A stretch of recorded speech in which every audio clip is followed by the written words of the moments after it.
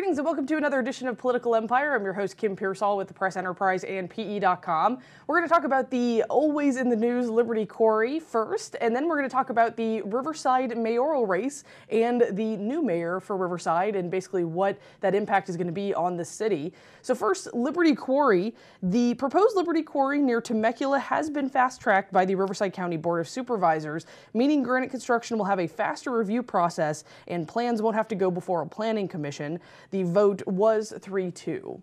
And now, luckily, we've got our Riverside expert reporter here, Alicia Robinson, to tell us a little bit about the Riverside Mayor's Race that recently concluded and what the city now faces with a brand new mayor. So we've been talking a lot about this. Mayor Loveridge was the dynasty within Riverside.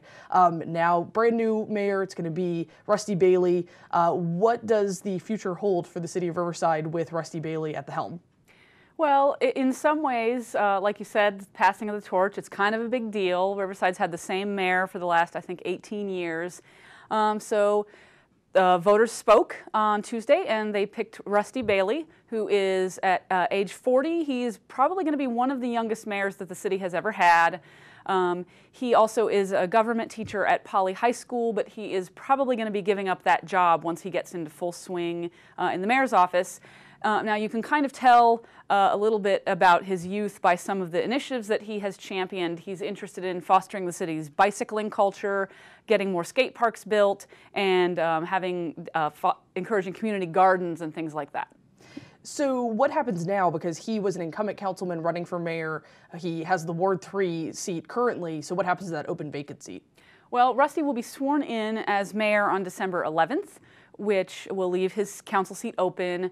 The city charter calls for the council to appoint somebody, but if they don't do that, there needs to be a special election. The city clerk told me that the last time there was a vacancy on the council let the clock run out so that it would go to an election and voters could decide.